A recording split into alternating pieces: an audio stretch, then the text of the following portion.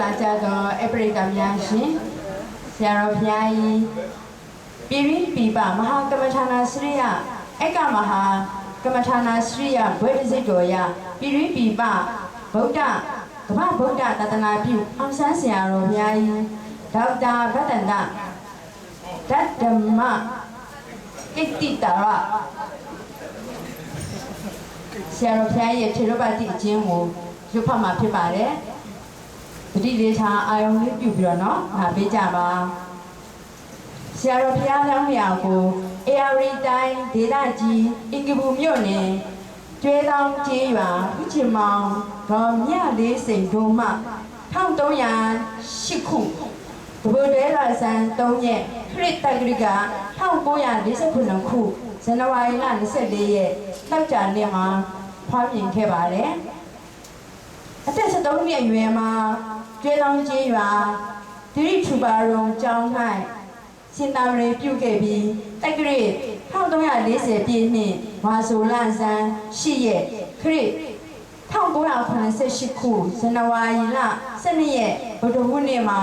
တောရတက်ဦးကျောင်းခန္ဓာတိမ်၌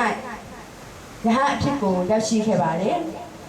ကျွဲတောင်ကျေးရွာတိရိထူပါယုံကျောင်းလေးမျက်နှာမြို့ခဏိနာယုံကျောင်းအင်းစိန်မြို့တောရတက်ဦးကျောင်းနှင့်ရွာမပရိယတိစာတင်တိုင်6ထပ်ကြီးကျောင်းတိုင်ဆရာတော်များထံမှာပရိယတိစာပေများကိုလေ့လာသင်ယူခဲ့ပါတယ်ဇွန်နုဝိပဿနာရိပ်တာမဟာစီတသနာရိပ်တာချမ်းမြေသာသနာရိပ်တာမိုးကုတ်ဝိပဿနာပြန့်ပွားရေးအဖွဲ့ချုပ်ဆရာတော်များထံတွင်ပฏิပတ်တိနိနာများခံယူ၍ကိုယ်တိုင်ဝိပဿနာတရားများနာယူပွားများအားထုတ်ခဲ့ပါတယ်တက္ကရာ1345ခုခရစ်1984ခုနှစ်တွင်တောရတက်ဦးကျောင်းမိုးကုတ်ဝိပဿနာဓမ္မရိပ်တာ၌ဗဒနာနိုင်ကအဖြစ်ဆရာတော်သမား၏တာဝန်ပေးမှုကိုခံယူလို့ရတယ်နှစ်ဦးတရားစခန်းပေါင်း8ကြိမ်နှင့် အထူးတရားစခန်းပွဲများဖွင့်လှစ်ခဲ့ပါတယ်1984ခုနှစ်မှာစ၍ဆယ်စုနှစ်တစ်ခုအတွင်းတွင်ယောဂီ25မှယောဂီပေါင်း300ကျော်အထိ၎င်း1994ခုနှစ်မှဆယ်စုနှစ်တစ်ခုအတွင်းတွင်ယောဂီ300ကျော်မှ1000ကျော်အထိ၎င်း2014ခုနှစ်မှယခုအထိတရားစခန်းဂျင်းနီယောဂီပေါင်း2000ကျော်မှ9000ကျော်အထိ၎င်းလက်ခံ၍တရားစခန်းများကိုကျင်းပလျက်ရှိပါတယ်တို့အပြင်ဗလာဏနိုင်ကဖြစ်တည်မှစ၍မွေးနေ့အထိမ်းအမှတ်ဖြစ်နှစ်စဉ်ရာတော်လပြည့်ကျော်2ရက်နေ့နှစ်တိုင်းရှင်ယဟန်ပြုလို့သူအပန်း900ကျော်နှင့်သီလရှင်ပြုလို့သူအပန်း150ကျော်တို့အားပြိပခရာ10ပါးနှင့်သီလရှင်ဝတ်စုံများလှူဒါန်းကရှင်ယဟန်အဖြစ်သီလရှင်အဖြစ်ခိုင်ယူစဉ်ရဲ့ဝိပဿနာတရားများပွားများအားထုတ်စေခဲ့ပါတယ်မန္တလေးမြို့ဝေသာလီမဟာကမ္မထာယုံကျောင်းတိုင်းထုံမြို့မြတ်တပိတ်တောင်ကျေနန္ဒဝင်ကျောင်းတိုင်းလေးမျက်နှာမြို့ပြီးငိမ့်အိမ်ကျောင်းတိုက်တို့တွင်မုဂ္ဂဝိပဿနာဓမ္မဟိတာဖွဲ့ပွဲများဖွင့်လှစ်တော်မူခဲ့ပါတယ်ခရစ်2015ခုနှစ်တွင်မုဂ္ဂဝိပဿနာတရားရှင်နှင့်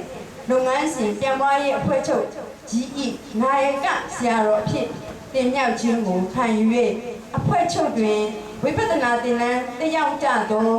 ကမ္မထာနာစရိယဓမ္မဂတိကနောင်မြများကိုသင်တန်းတရားများဟောကြားပို့ချ၍အဖွဲ့ချုပ်အတိအမှတ်ပြုကမ္မထာနာစရိယဓမ္မများချီးမြှင့်စက္ကန့်နိုင်ရန်စစ်စစ်ရွေးချယ်ကတဒနာပြုဓမ္မဂတိကများနှစ်စဉ်မွေးထုတ်ပေးလျက်ရှိပါတယ်1996ခုနှစ်မှာစ၍ထိုင်းစင်ကာပူမလေးရှားအိန္ဒိယနီပေါတရုတ်ထိုင်ဝမ်အင်္ဂလန်ဩစတြေးလျကနေဒါအမေရိကန်ပြည်ထောင်စုတို့ကိုဓမ္မဒုဒသာသနာပြုခရီးစဉ်များနှစ်စဉ်ကြွရောက်ကပရိစ္ဆသမုပ္ပါတရားများဟောကြားပြသခဲ့ပါတယ်အထူးသဖြင့်အမေရိကန်ပြည်ထောင်စုနယူးယောက်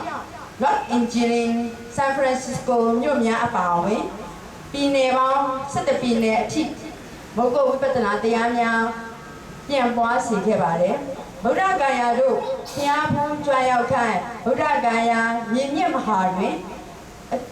အတူပါဘုရားဘုဧည့်သည်များစရက်တရားစခန်းများဖွင့်၍ဝိပဿနာတရားများပွားများအားထုတ်စေခဲ့ပါတယ်နှစ်စဉ်ကျင်းပခဲ့သည့်တရားစခန်းများမှဆရာတော်ဤတရားတော်များကိုစာအုပ်အဖြစ်ဝိပဿနာမြင်ကွင်းဗုဒ္ဓညွှန်ကြားမသိစေတရားရင့်ကျက်စိတ်ထားဉာဏ်စွမ်းအားဖြင့်နောက်အင်္ဂလိပ်လိုနဲ့ထုတ်တယ် Life and Die with Wisdom ပရိစ္ဆေသမုပ္ပါဖြက်လန်းစရဲစရာတရားစခန်းကျမ်းစာကြီးစသောကျမ်းစာမျိုးပေါင်း20ကျော်ကိုရေးသားပြုစုထုတ်ဝေပြီးဖြစ်ပါတယ်1999ခုနှစ်တွင်ကမ္မထာနီးပြဒုတိယဆင့်မဟာကမ္မထာနာစရိယဝိရစိတ်တော်ကို၎င်း2009ခုနှစ်တွင်ကမ္မထာနီးပြပထမဆင့်အကမဟာကမ္မထာနာစရိယဘွဲ့စိတ်တော်ကို၎င်း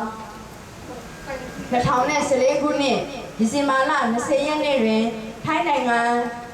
နာရီဆန်တက္ကသိုလ်မှဂုဏ်ထူးဆောင်ပါရမီပူ PhD Social Life Science ဝိရစိတ်တော်ကို၎င်း2010ခု15ခုမေလ15ရက်နေ့တွင်ပြည်တော်စုမြန်မာနိုင်ငံသမ္မတကြီးကစက္ကန့်ထူတန်းသောနိုင်ငံစွမ်းဆောင်ရည်စုကို၎င်း2016ခုနှစ်တွင်မေလ15ရက်နေ့မှာထိုင်းနိုင်ငံမဟာဂျူလာရောင်းကွန်ဘရင်တက္ကသိုလ်မှဘုံလူဆောင်ဝိပဿနာပါရဂူ PhD ဝိပဿနာဘာဝနာဝိရစိတ်ကို၎င်းအထူးခံရရှိတော်မူခဲ့ပါတယ်။စင်းရဲတော်မှာတဲ့ကလေးငယ်များနဲ့ရှမ်းပအို့ဝစတဲ့တိုင်းရင်းသားကလေးငယ်20ဦးအားစာဝန်နေရေးနဲ့ပညာရေးများတာဝန်ယူသင်ကြားပေးခြင်းကျေးတောင်ကျေးရွာအစိုးရမူလတန်းကျောင်းအတွက် ငွေကျပ်သိန်း900ကျော်အကုန်ကျခံ၍ကျောင်းဆောင်တစ်9ဆောင်လူရန်တော်အစိုးရနေရန်ကျောင်းအဖြစ်တိုးမြင့်ပြီးတွဲဖက်အထက်တန်းကျောင်းခွဲအဖြစ်တိုးချက်ဖွင့်လှစ်နိုင်ရန်ဆောင်ရွက်ခြင်းလေးမျက်နှာပရဟိတကေဟာတို့အလှငွေကျပ်သိန်း300ကျော်လူရန်ခြင်းလေးမျက်နှာမြို့ဟောင်းမူလွန်ကျောင်းအတွက်ကျပ်သိန်း90ကျော်လူရန်ခြင်းနဲ့အင်းစိန်မြို့နယ်အမှတ်29မူလာရန်ကျောင်းအတွက်ကျပ်သိန်း3000ကျော်လူရန်ခြင်းတို့ကိုဆောင်ရွက်ခဲ့ပါတယ်။အခြေအဝန်း6ဧကကျော်ရှိသော300တပ်ဦးကျောင်းအတွင်းတွင်ယောဂီပေါင်း2000ကျော်တရားအားထုတ်နိုင်ရန်ကာလတန်ဖိုးကျပ်သိန်း2000ကျော်ရှိအလျား144အနံ108ရှိဓမ္မဝိဇ္ဇာ3ထပ်ဓမ္မယုံကျောင်းနှင့်တစ်ထပ်2ထပ်မှသည်6ထပ်အထိဓလေကံပါယောဂီဆောင်စောက်ဦးပေါင်း50ကျော်စောက်လုပ်ခြင်းတော့ရတပ်ဦးကျောင်းအတွင်းရှိရှီဟောင်းစေတီတော်3စုကိုပြုပြင်ခြင်းမြင်းဆောင်တီ9ဦးအားတရားဦးဟောတော်မူဟန်ရုပ်ပွားတော်တည်ထားကိုးကွယ်ခြင်းကျွေးတောင်းကျေးရွာရှိမြတ်သိန်းတန်စေတီတော်ကြီးကိုအသစ်ပြုပြင်မွမ်းမံခြင်းဟင်္ဒရာမြို့ကျောင်းတော်ကြီးဖျားစေတီတော်ကိုဝိတင်ငွေဘုချုပ်ဝင်ကြီးငိမ့်ဇနီးဒေါ်လှသိန်းမိသားစုတို့ပစ္စယလူကဟဖြစ်ရှေထီတော်တစ်တင်လူချင်းလေးမျက်နှာမြို့ဦးတွင်အမြင့်45တောင်68ပေရှိရှေလုံပုံသူစတုမူစစေလူမှုခဒေချီမြို့ဦးစေတီတော်မြတ်ကြီးကိုတဲ့ကိုယ်တိုင်ကြီးကျက်ဦးစီးပြီးတော့တည်ထားဆောက်တော်မူခြင်းဟင်္ဒလာတနင်္လာရီတိုင်းပုတ်ပြင်းမြို့နယ်တောင်ကမောက်တောင်တွင်ညံတော်အမြင့်82တောင်108ပေရှိရွှေဘုံပုံသူတန္တရာငိမ့်အေးစေတီတော်မြတ်ကြီးကိုဦးစီးတည်ထားခြင်းကော့တောင်မြို့နယ်ညံနိုင်အောင်လဲကျွန်းတွင်ညံတော်36တောင်54ပေစေတီတော်တည်ထားခြင်းစသည်တို့ဖြင့်သာသနာပြုလုပ်ငန်းများဆောင်ရွက်လျက်ရှိပါတယ်။အင်းစိန်မြို့နယ်အောက်မင်္ဂလာရုံတိဂိတ်မှတ်တိုင်မှစောက်ယောဂအထူးကုဆေးရုံကြီးအဝင်ဝနှင့်မိုးကုတ်ဝိပဿနာဓမ္မရိပ်သာကျောင်းပေါဝအတိထိလမ်းမကြီးကိုပေ3000ကျော်နိုင်လုံကတ္တရာလမ်းခင်းချင်းနဲ့ကျွဲတောင်းဇီးဖြူကုန်းအထိအမြင့်9ပေအရှည်9မိုင်ခန့်တာဖို့ပတ်လန်းကိုကားများဝင်ထွက်သွားလာနိုင်သည့်အထိဦးဆောင်ဖောက်လုပ်ကကြောက်ခင်းလန်းအဖြစ်ဆောင်ရွက်ခဲ့ခြင်းကျွဲတောင်းတရားအရှည်ပေ150နဲ့ဇီးဖြူကုန်းတရားအရှည်ပေ100တို့ကိုတွဲတန်းခြင်းဖြင့်လမ်းတရားဖောက်လုပ်ကပရဟိတလုပ်ငန်းများဆောင်ရွက်ခဲ့ပါတယ်။ဤသို့တွင်အမျိုးဘာသာသာသနာနှင့်နိုင်ငံတော်အတွက်အဖက်ဖက်မှစွမ်းအားရှိသမျှဆောင်ရွက်ရင်းပြည်တွင်းမှသာမကပြည်ပနိုင်ငံများသို့ဓမ္မဒုဒခီးစဉ်သာသနာပြုခီးစဉ်များကြွရောက်လျက်တစ်ဖက်မှလည်းဝိပဿနာတရားများကိုကိုယ်တိုင်နဲ့အားထုတ်သူတစ်ပါးကိုလည်းဟောကြားပြသအားထုတ်ကြစေ၍သာသနာပြုလျက်ရှိပါရဲ့ရှင်။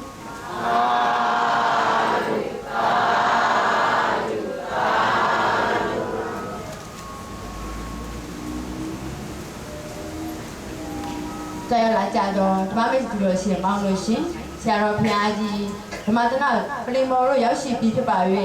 ဩဃတာကရောချိုးဖြင့်ညီညာဖျဖျရှိခိုးကြောကြပါကုန်ဆိုရှင်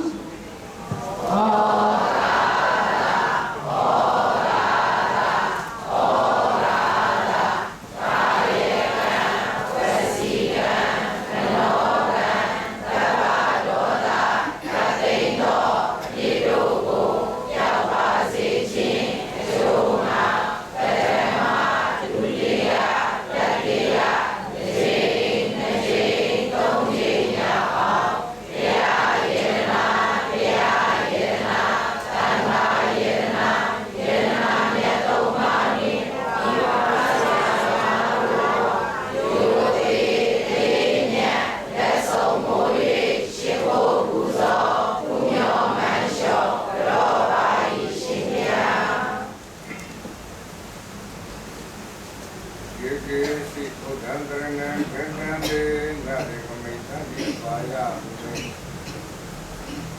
Mahaya Manudandi and Dewa Kaya Puri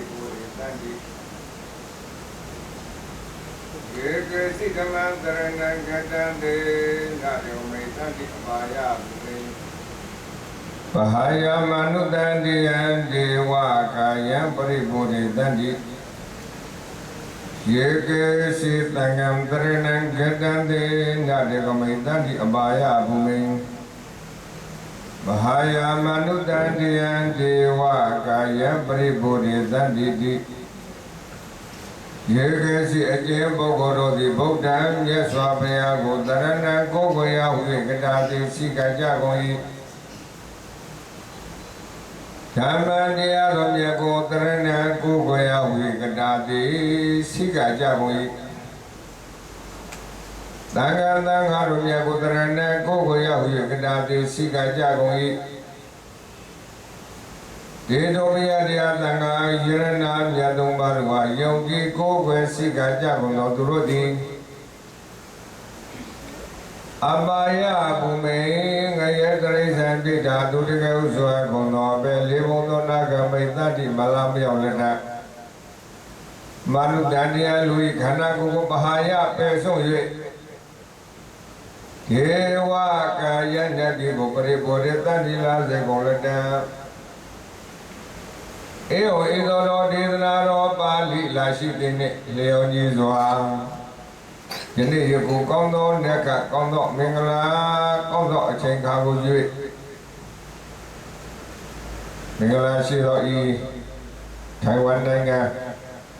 trong song jen nana yama trong da ji tuan dai thama de bin ko sin yin chin ba ya i mingla cengkang twin Buzo de buzo thai buzo akongdo Haya miya sung yerana diya miya sung yerana tanga miya sung yerana Yerana miya tong baro ne mi ba siya nama rodara yu ju le sung mo yu shiku buzo Punyo mali oro jar yerana diya panama karwa teke zakam kutukan serana tada binya uriya ruja Himira lo siya miya no ya tau jaya bito ni bantu legam Dukha Kati Chukya Niya Pito Nipantu Lakam Tathaungaya Kilita Buddha Langka Tui Kiya Kongya Choya Niya Taya Pito Nipantu Yini Yukumi Mito Tilu Athose Pito Dana Dila Sirana Kan Hituka Wipatana Nyandi Nimya Swami Nyandu Jesu Piwe Nibbana tu nyamau tu hai jare ko thija base so hambandi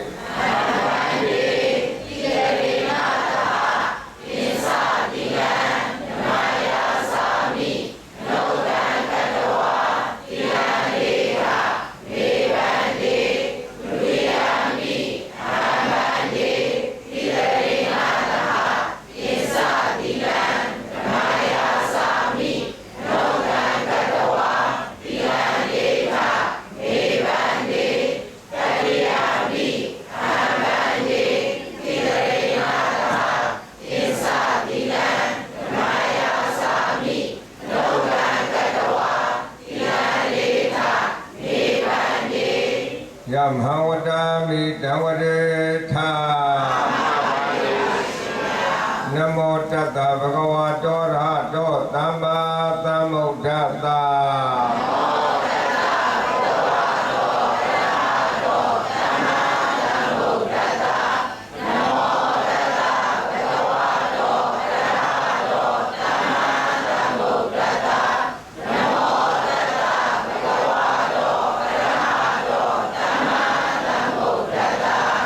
Dandarana Gissami, Dhamandarana Gissami, Tangandarana Gissami. Dandarana Gissami, Dhamandarana Gissami, Tangandarana Gissami. Dudiyami Bhutandarana Gissami, Dudiyami Dhamandarana Gissami, Dudiyami Tangandarana Gissami. Dudiyami Bhutandarana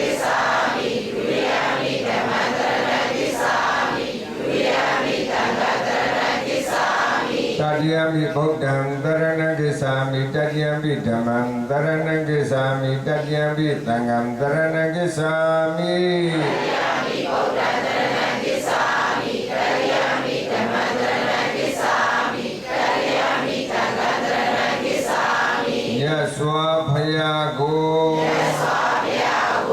Aku Yahweh Yogi Koga Sikabai Yaswa Bhayayi Oja Ramugedo Ya Ramya Bongo Aku Yahweh Yogi Koga Sikabai Yaswa Bhayayi Devita Tanga Domya Bongo Aku Yahweh Yogi Koga Sikabai Itarana Gamana Paripurna Panadi Parawuram Dekha Vrantamariyami Adena Dhana Uram Dekha Vrantamariyami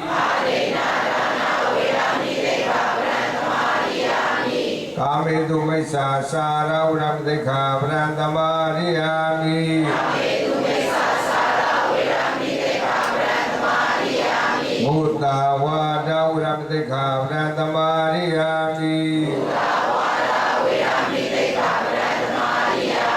Tura Mereya Meza Pamara Thana Uram Dekha Vrantamariyami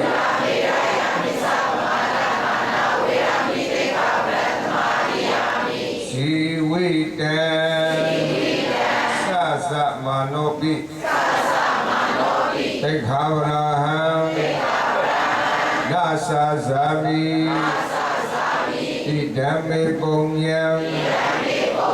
Atawekhyam Awahodu Idame Tilam Vegaphala Nyanata Visyohodu Idam Punya Bhagam Ava Tadanam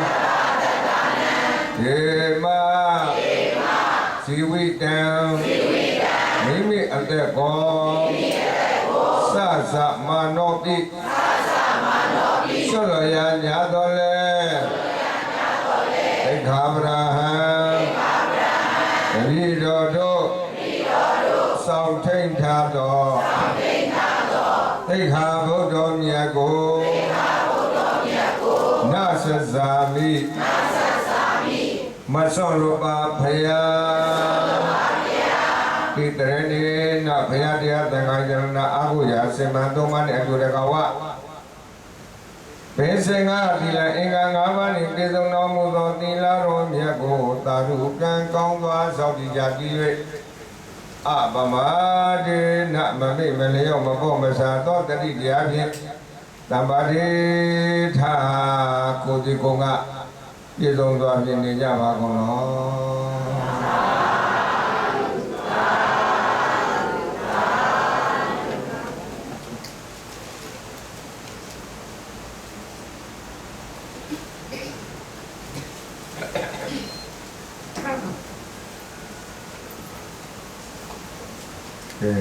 Tarino di la Khayu Saudi di la Yahweh Sa Jao no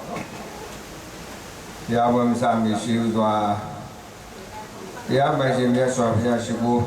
Shiku Ma Phit Ba De Elo Shiku Mu Ma Pyu Mi Alo Yana Pli Da Pong Tu Da Pong Mi Tu Da Kwa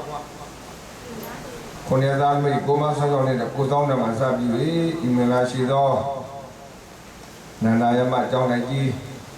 Itamau ni kwa itau lagi mah ni ni jam kau song jam yang kau tama tu ni mana kau Nabau lu ni kau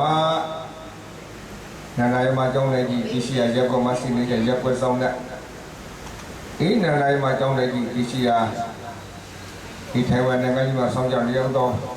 Dan juga song ni tama tu ni mana kau nabau ni kau Kau song nak mie song nak tipe song nak kau ni song nak Tadana Sam Kava Song Tamari Wane Mana Kong Na Pong Lu Te Jam Ji Ma Na U Na Pong Lu Ka Ba အတူတူကကြွရောက်ပြီးတရားတော်ကိုနာကြတော်မူကြပါလို့တလေးစားပြင်မှန်ကပြုပါတယ်အတူအကြောက်ပြီးတရားတော်ကိုနာကြမှာတရားတော်ကိုမနာမီတရားမဟုတ်မီတရားပိုင်ရှင်ဖြစ်နမတတ္တပြမြတ်စွာဘုရားကိုရောမြတ်ကြီးအရဟံသဘဂဝါဆုံးကိုပါသောဘုံတော်အာယုပြုအာလုံးမဲ့လက်အုပ်ချီမိုးပြီးတော့နမောတတသုံးခြင်းယေရှုဖရာရှိခိုးတော်ဖြင့်တရားဝဲစကြပါစို့နမော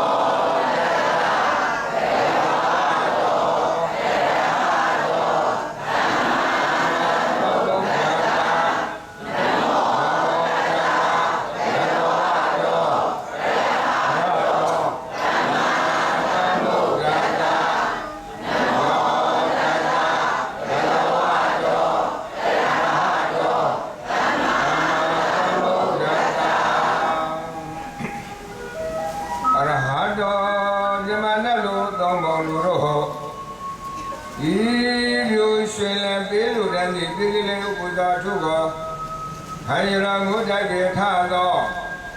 သမ္မာသမ္ဗုဒ္ဓတာသစ္စာလိကရမေစကိုလေမကရေရောက်တော်ပြမရေငါရမတွင်ကြံပဲအမှန်မိမိကိုရောတိုင်းထိုးရည်တည်တော်မူတတ်သောတတမေကဝါတော်ဘုံတော်6စုအောင်လန်းသူ၍ဂိုင်းသူမရှိဣတရိယဓမ္မစသည်အပြာဂုံကောဘာနိပြည့်စုံတော်မူသောသူမြတ်စွာဘုရားကိုရောမြတ်ကြီးအားအဟံသစ္စာလေးတန်စိတ်တန်၍တိယအားထုတ်အတနုတိနမောဒုက္ခသစ္စာဤခန္ဓာဤနောင်လာစာတိဖြစ်မရှိရနေဘုရားသို့မြတ်စွာရောက်မှုအာပြုဂရုကာရဝပနာမဖြင့်ဥကြဝရဏရှခောပါ၏မြတ်စွာဘုရား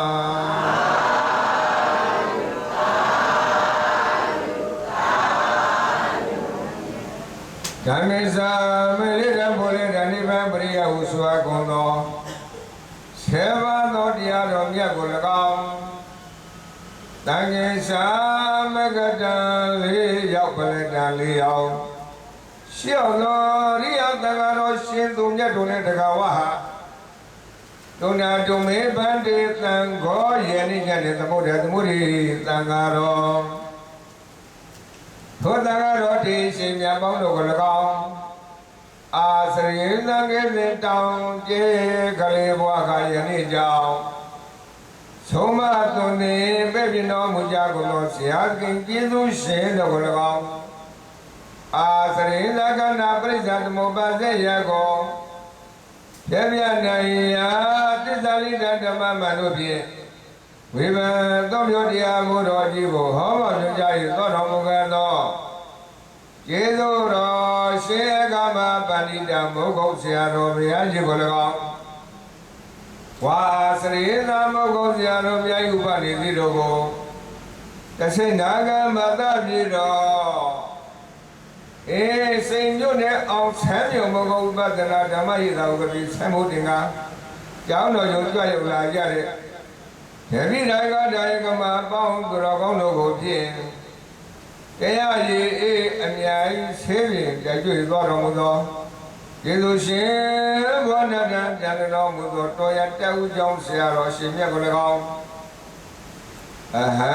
ဆရာကိုစားမေတ္တာထား၍ဆရာပြောသည်များဆရာဟောသည်များဆရာအလိုတော်ကိုကြားအောင်ဣညာဣဌာနဣတရားဝေကြီးတွင်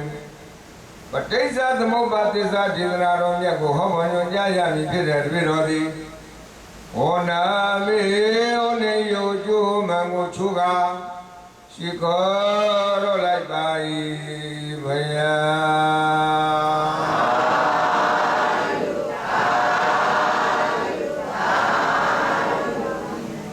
ဘုရားတရားသံဃာယရဏမြတ်သုံးပါးတော်နဲ့တကွဆရာသခင်ကျေးဇူးရှင်ပေါင်းတို့ဂုဏ်တော်ကျေးဇူးတော်တို့ရောနန္ဒတို့ကိုဖြင့်ကိုနေယုကျမန်ကိုချိုးရရှိကိုပူဇော်ဘုံမျိုးမှန်လျော့ကြော၍ယနေ့ညအိန္ဒိယဘခန္ဓာကြီးစတင်ဖွင့်ပြတဲ့နောက်မှာ တရားဝခန္ဓာတိယခုကဲ့သို့ဖြစ်မြောက်လာရခြင်းမှာလည်းပဲရသော်ဗျာတခင်ကိုရောမြတ်ကြီးပရိနိဗ္ဗာန်ဆံဝင်တော်မူပြီးတဲ့နောက်ရသော်ဗျာကိုရောမြတ်ကြီးဟောကြားတော်မူခဲ့တဲ့သောဝိနိဗ္ဗဓမ္မဓမ္မခန္ဓာပေါင်း7,000တော်တို့ကိုဖြင့်ဘုရားမရှိပြီးတဲ့နောက်ဘုရားသရောတန်ဃာတော်ရှင်မြတ်တို့သည်6ကြိမ်တိုင်းနဲ့တန်ဃာယနာတိတိပိယနေ့တရားသင်ဆောင်ရလာမှုခဲ့ကြပါသည်တန်ဃာတော်ရှင်မြတ်တွေသင်ဆောင်လာတော်မူခဲ့တဲ့ဒီကပါဠိတော်တွေကိုဖြင့်ကျေးဇူးတော်ရှင်ကမဟာပါဠိတော်မဟုတ်ဆရာတော်ဘုရားကြီးသည်ပါဠိတော်တွေကိုလေ့လာပြီးတော့ပါဠိတော်တွေကိုညှိနှိုင်းပြီးမြန်မာနိုင်ငံရှိတဲ့အရတော်တိုင်းသားမြန်မာလူနားလေရလျောင်းမြန်မာပြန်ဒီအပြင်ဟောကြားတော်မူခဲ့ပါသည်ထိုကဲ့သို့ဟောကြားတော်မူခဲ့တဲ့ဒေသနာစဉ်များကိုနာဂမတမိသမြအားဖြင့်ယနေ့တရားဝိညာဉ်ကြွရောက်ပြီးတော့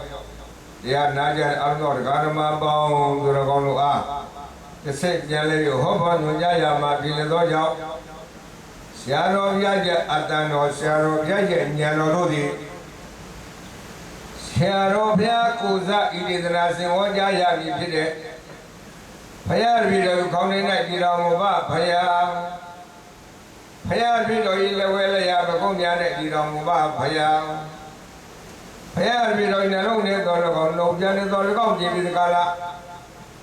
မကံစွာသောပရိစ္ဆသမုပ္ပါသစ္စာဒေသနာစဉ်များကိုဟောပေါ်ညွှန်ကြားနေပြီးတော့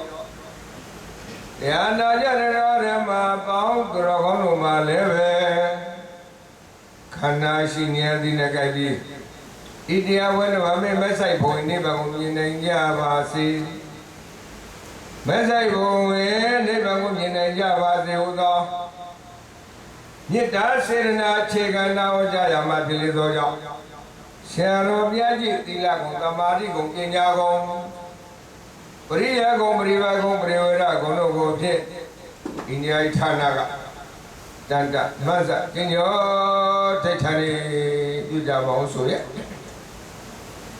သိက္ခာကမ္မောတိမဆရောအတိတစေတရာဝါစကောခေရမရှေဘုကပတုမောကုံနိကာယမဘေကောသိက္ခာကမ္မောတိလသမာဓိပညာသိက္ခာသုံးသို့ကြည်တော်မူကိုကရုဆိုင်ကြောင်းပြတောင်းတပြန်လို့လာသည်ဖြစ်၍တိမဆရောကုဏ္ဏေမငဲ့ကွယ်ပဲခဲမြေပြင်းထန်ခြင်းညာအထုတ်တော်မူပေထသောအတိတ်တာစေတရာဝါစေကောကြာနာသသူရှင်နှင့်လူတို့တဲဟူလိုက်လေချင်းဤဆွေရောင်ရဲ့မနိုင်မထနိုင်အောင်ဆွဲနိုင်တဲ့ကဆန်းပြကျေဝတော်မူပေထသောမောဂုဏိကာယမပေကောမောဂုကညအဘွယ်ဒီကိုပွဲစီတိထောင်တော်မူသောခေရောဧကမပန္တိတအနန္တဂိုင်းဝေကျေသူရှင်ဆရာတော်ဘုရားရှိသည်မေရှင်မောဂုဏိကတဆင့်ပြန်၍ဓမ္မဘောဒုအကျရောမုကံတို့ကိုပါတုမတိတ်မချွရအောင်ထိန်ခေါ်ဆောင်ပါတော်မူပါသေးသတည်း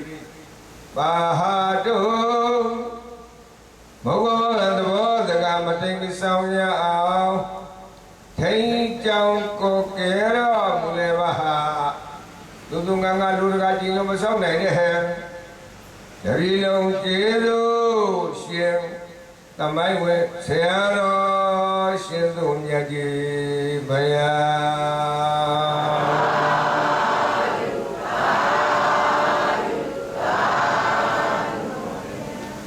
အာမောတရားနာကြတဲ့ဓမ္မပေါင်းသူတော်ကောင်းတို့နဲ့တကွာပြပြကြကြကြောက်ရအောင်တော့မြင်မြင်သမာဓိနဲ့နဲ့ကောင်းနာပေါင်းတို့ကပါဤမင်္ဂလာရှိတော်နန္ဒယမကျောင်းသားဓမ္မယုံကြည်တွင်တဲ့နဲ့လျောက်ကတော့နေရာကိုညွှန်ပြကြည့်ချမ်းသာတော်ဒီအဘုဖြင့်ချမ်းသာတော်တက်တက်တာတာလေးနေထိုင်ပြီးတရားတော်ကိုယူသေးစွာဖြင့်နာကြတော်မူနိုင်ကြပါတယ်ဒီကံမှာများချမ်းသာတော်နေနိုင်ကြပါ